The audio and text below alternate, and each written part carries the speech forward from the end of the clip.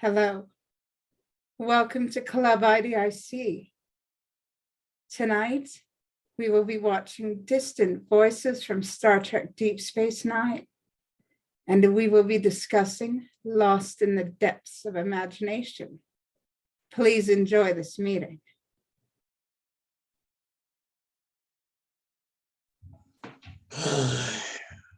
Hi. Oh, hello, miss me. I know you do. I do miss you. I'm sorry I haven't talked much, but school has been taxing. Okay, As has my recent appearance on Amazon Prime. I saw. Very nice. I've had to keep it secret for a whole year. But how are you? I'm not used to seeing you outside of a suit or uniform. Well, I guess I should say not to be up early tomorrow morning. Keep in mind, I am on Eastern time. Yes, I know. We won't keep you too late. But something I remember has concerned you. Let's see if more people show up tonight. I would hope they do. But you know how it is. Yeah. But I picked this because it's appropriate for Halloween. Okay. It's a rather spooky episode about becoming lost in one's own mind.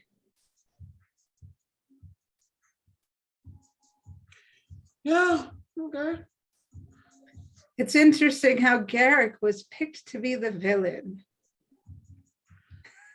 Well, wasn't he always a villain? He was. And I even spoke on it. I don't know how often you've seen this episode. Mm. Oh, there's those beautiful eyes. Mm. Well, your eyes are actually Really? quite lovely to look at. Mm-hmm. They're very deep and dark. Because I'm from a realm that's deep and dark. Well, they're nice to look at.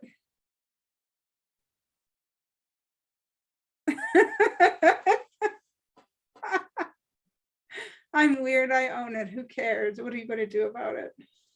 True. You're 2 time zones and 1,000 miles away from me. Oh, does that make you sad? How? Well, maybe someday that will change. Well, you're on the list, put it that way. I hope that's a good list. People who don't live anywhere near me that would like to visit before I die. Oh, well, that's a good list. No, really. That's a good list. That's a good list to be on. And yes, New York is on one of my places to visit list. I know it's not happening anytime soon, though. Oh, I'm afraid not. School is a lot, and I'm doing well.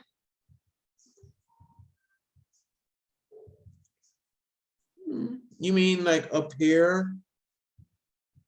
Like, Or well, it's a lot of I programs can't like say you're learning. reporting. What we do is we learn the different programs involved in genealogical research, and we take a lot of quizzes and we write a lot of papers and we learn the programs so that we can help others with their genealogical research. It's in effect, we're getting in touch with how to use the program so we can help people get in touch with their distant voices from the past. Well, do you use a Ouija board by any chance? Oh no, but we learn how to research names so people can get in touch with their ancestors. So we can help them be able to do that. It's a very interesting process to learning how to become researchers.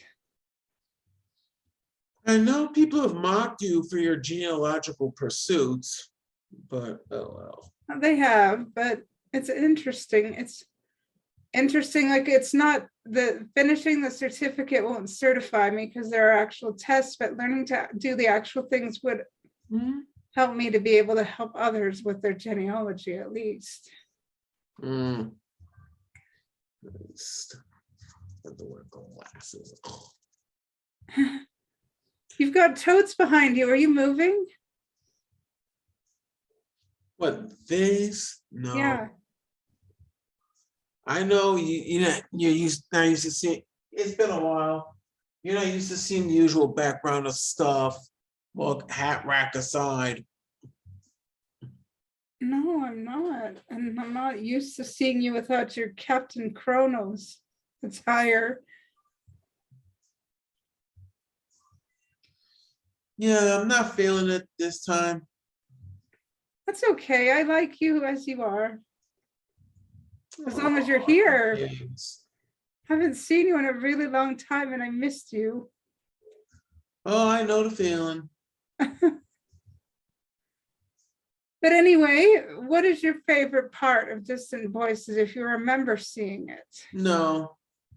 It's my DS9 is one of my favorite Star Trek shows. I have yet to watch all the episodes. Oh, you're not alone. I haven't seen all the episodes either, and I'll freely admit it. And that's weird considering that there's an anniversary of it coming up next year. Mm. I heard in the Star Trek comics, they're trying to pick up from where you left behind, what you left behind. I'm not sure how I feel about that because I don't read really a lot of the comics. I have a small collection of them on my shelf, but And anything else Trek related, I've been trying to avoid the Picard spoilers. I'm like, can say again, certain things I can't say because you're recording. yeah. Can people just shut their yaps and let me watch the thing first? Yeah. Yeah.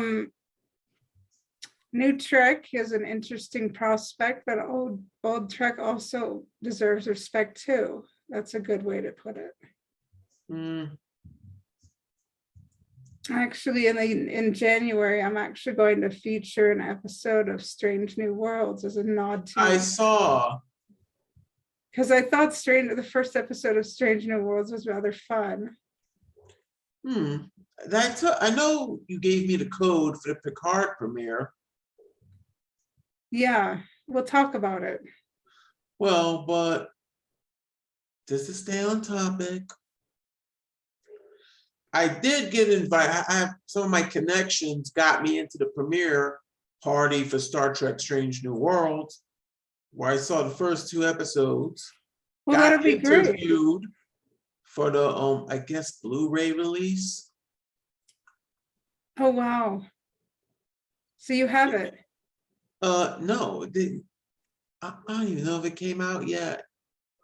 Well, just let me know between now and then. If I'm in there. You probably will be because you're very popular and you know everybody in New York in terms of Trekkies, and you're like one of those little famous Trekkie gods in New York that gets invited to everything.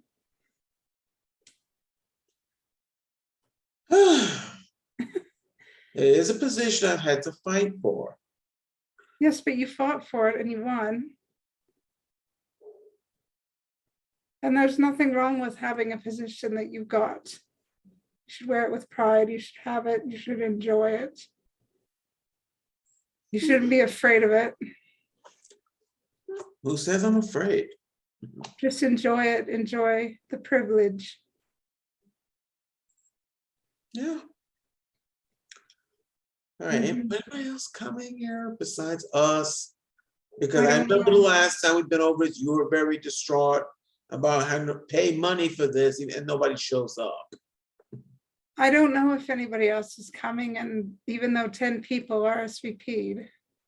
As interested. Yeah, as interested. But, you know, if nobody else is coming, perhaps we should get, going on the episode already? yeah, because if you don't remember watching it, perhaps watching it would help you, and then we could have a good discussion. Oh, just remember, keep in mind, I have regular Paramount Plus with commercials. I know. Alrighty, be right. See you in an hour. All right. See you in an hour. Mute.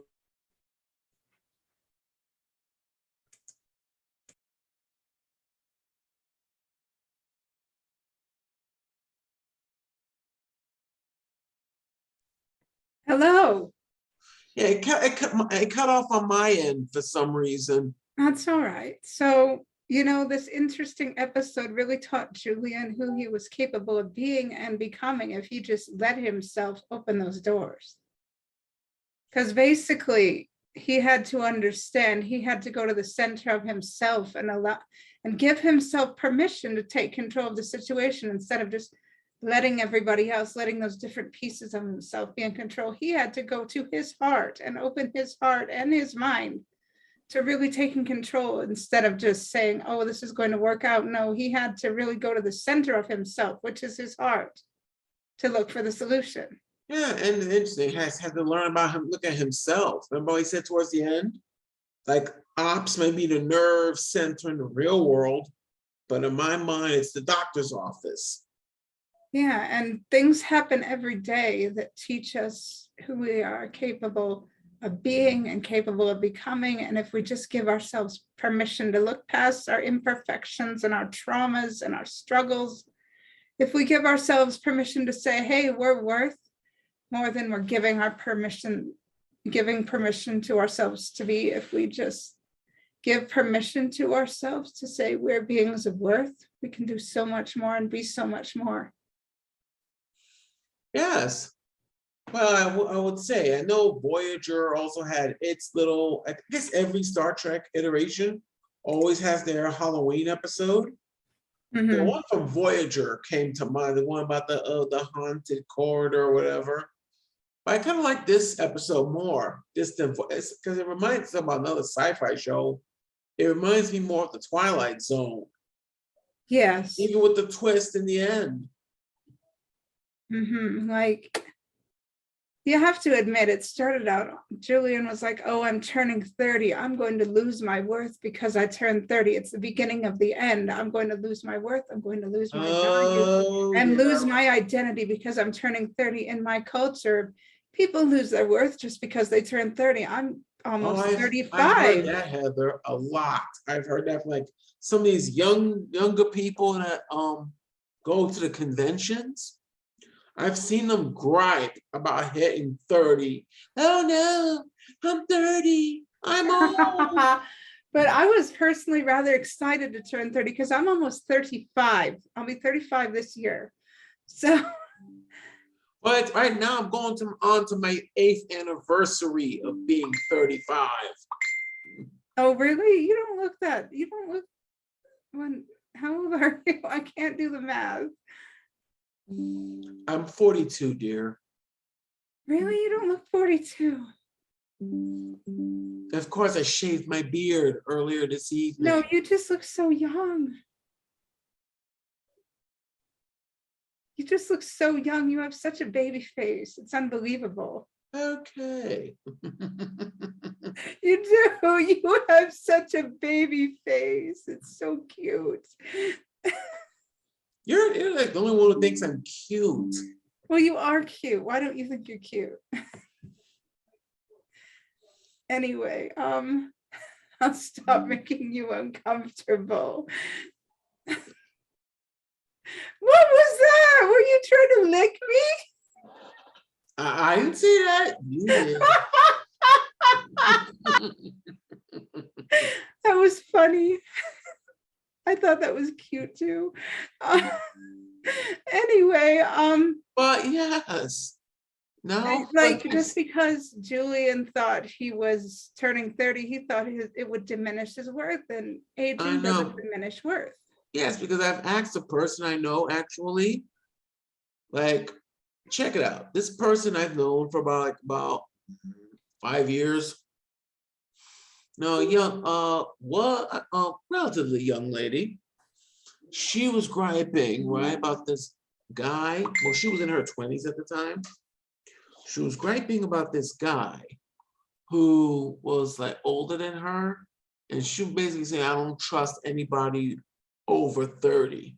Oh, goodness. Yeah. 30 is a sign of wisdom. And Being now, over 30 is a sign that you're growing wiser.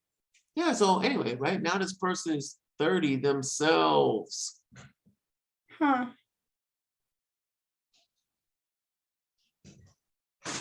And it's like, I don't know why he's upset. He was upset about getting to 30 because wasn't Garrick his crush? Wasn't Garrick his crush? And Garrick was like, as far as I know, in Star Trek canon, like 10 years older than him.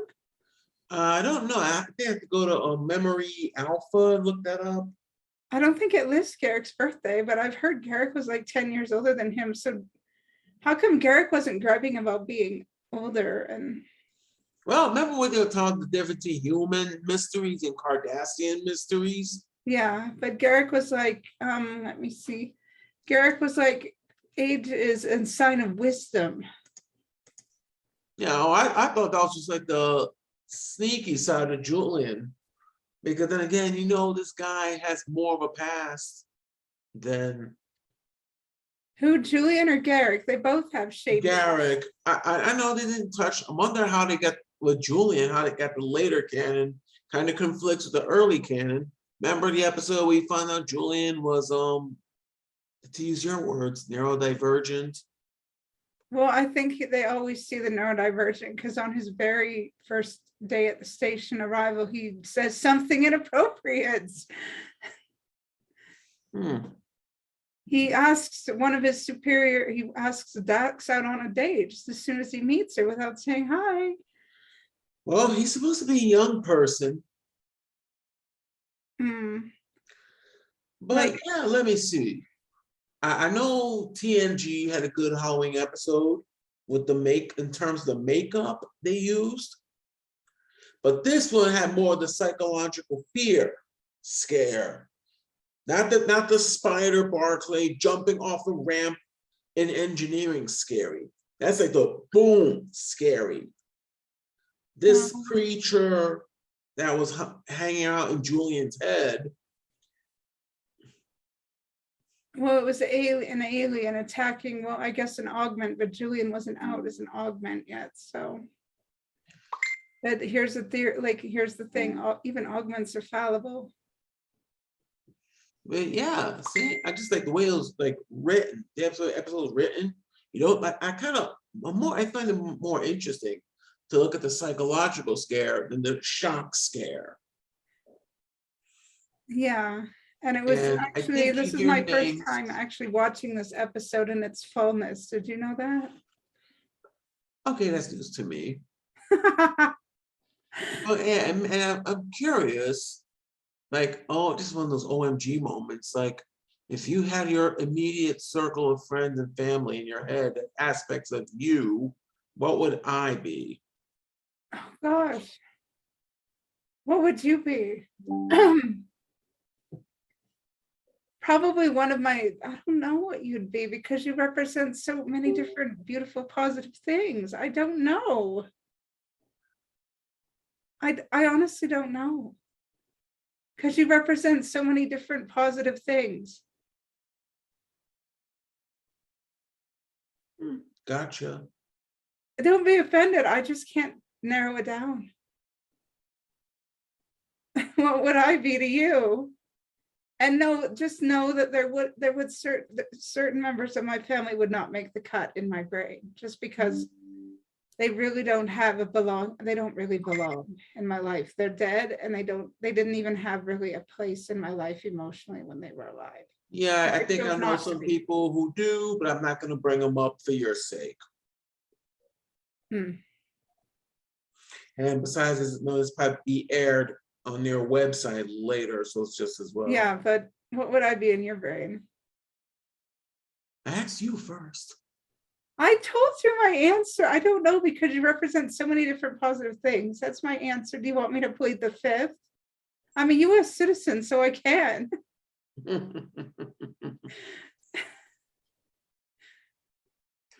Okay. So what'd you get out of this? Let me ask the question.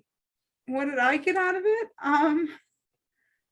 Well, first of all, they start the episode by Dr. Bashir complaining that he's going to be 30. He doesn't see the value in turning 30, even though Garrick actually got Julian a gift. And Garrick isn't one for giving people gifts. Garrick is one of mystery, and he doesn't do that. He doesn't give people gifts. He doesn't believe in sentiment. He believes in sentiment is a great weakness.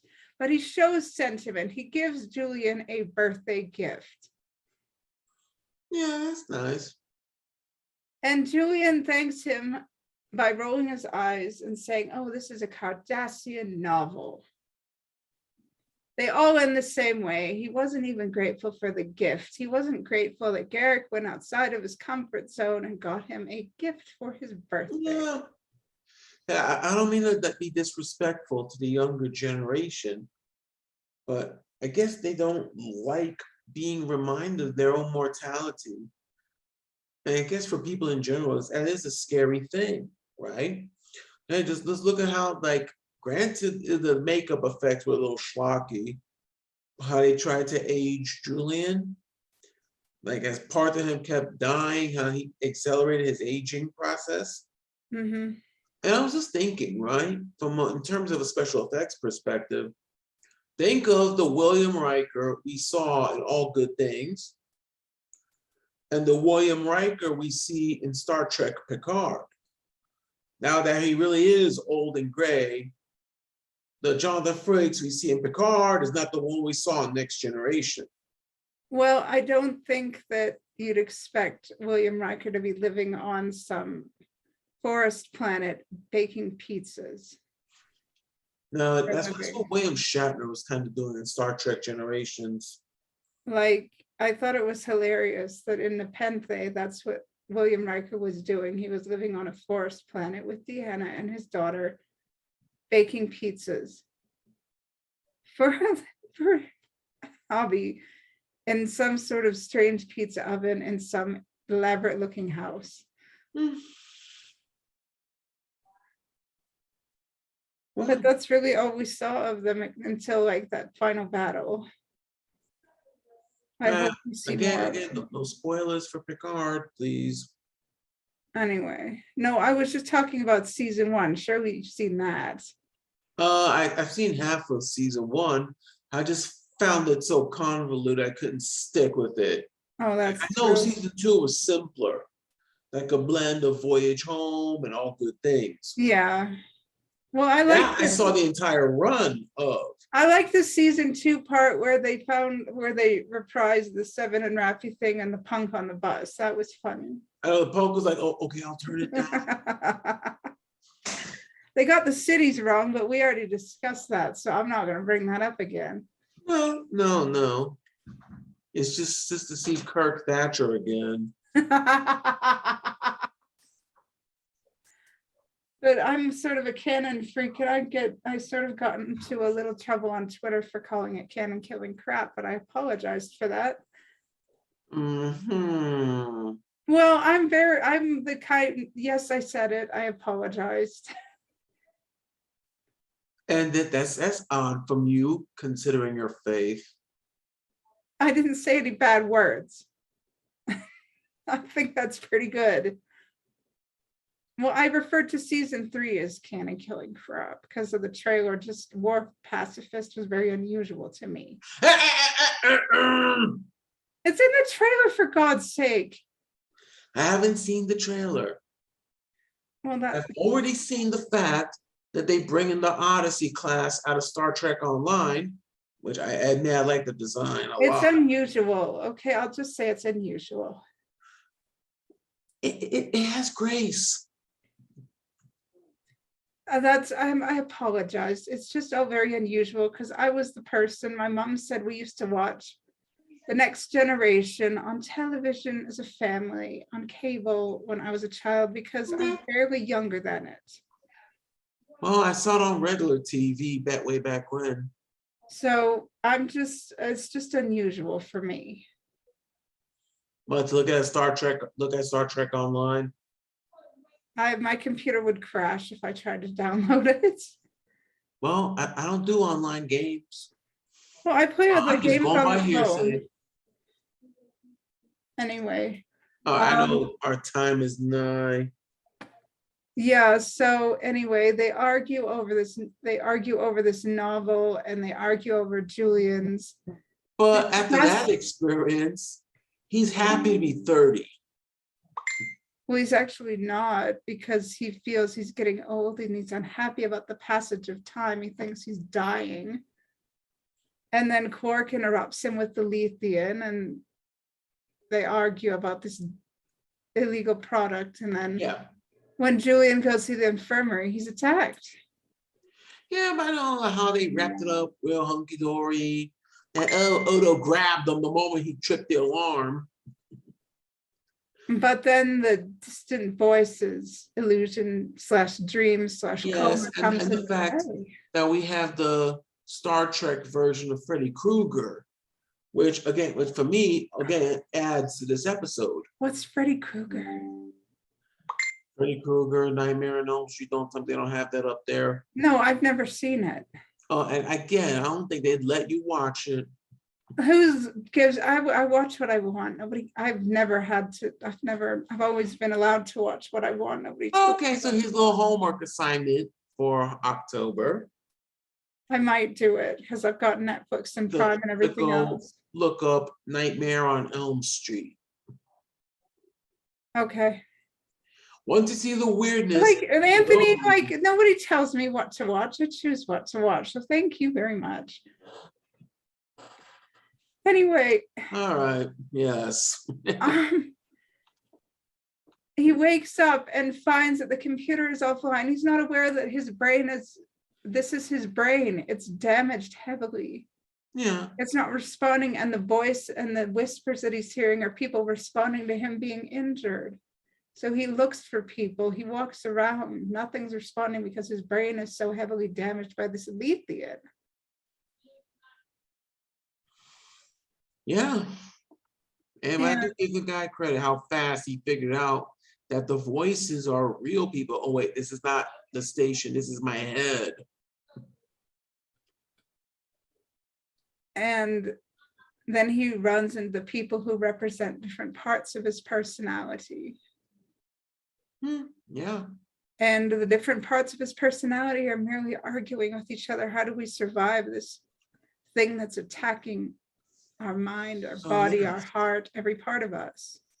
So in this is like more than the id, the ego, and the superego yelling at each other all the time like they usually do. Well, they're confused. This unknown thing is actually killing Julian, and one piece at a time. The different parts of Julian don't know how to respond. So they're conflicting with each other. Yes.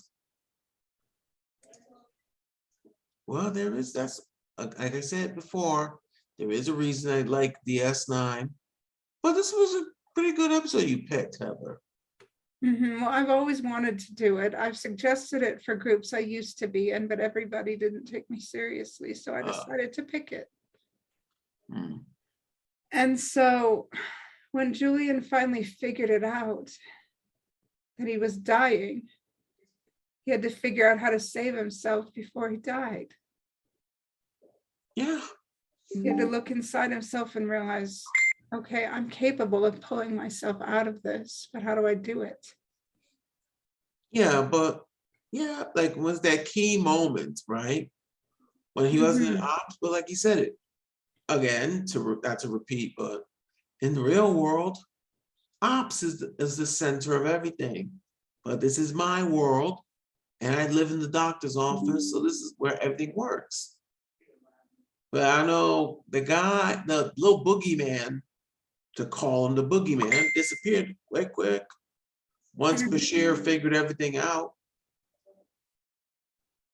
It's funny though, how Garrett kept popping up and serving as a support, because of course, when he had nobody else, Garrick was always there, isn't that And interesting? he will be there for him.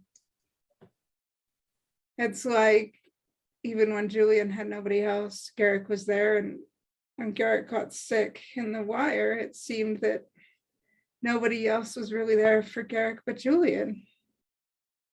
Even when they're not together, they are together. I know, right? Body, spirit, and mind. Yes, even though Garrett just had to be the boogeyman in disguise. Or like the boogeyman wearing Garrick's skin. And Garrick was like, interesting how your mind cast me in the role of the villain. Of course, this guy's like shadier than a beach umbrella. Well, it wasn't so much the villain, but the constant presence. Maybe it was Julian's mind saying, hey, even when you're all alone and your familiar friends are gone, there will be a one constant in your life, and that will be Garrick.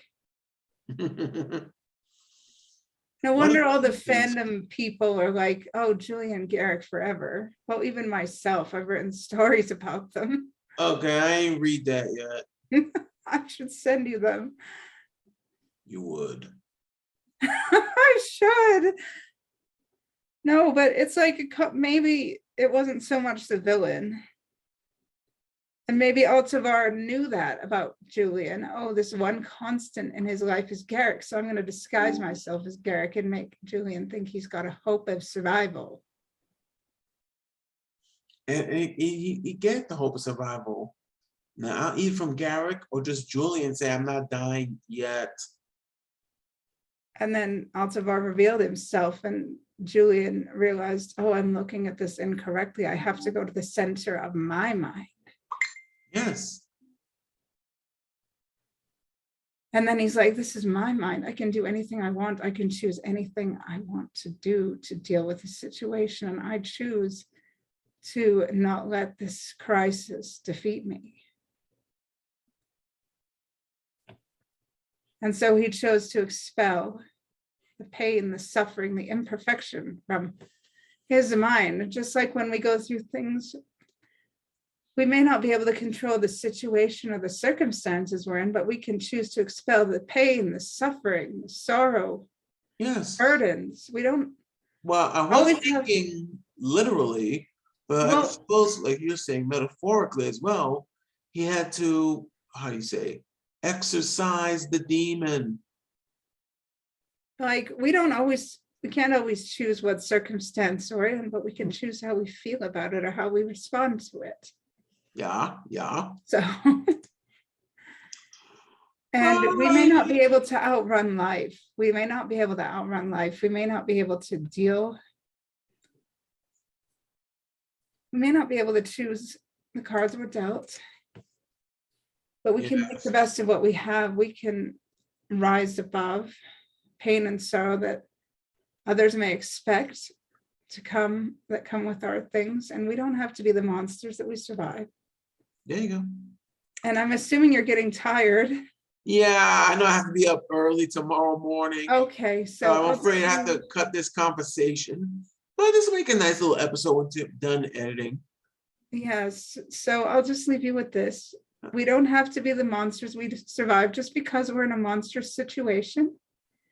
And we may not be able to choose our circumstances, but we can choose how we respond. And we're capable of finding strength within ourselves to deal with anything, so when we are in a problematic situation or a troubling situation, we are certainly capable of looking inside ourselves if we choose to.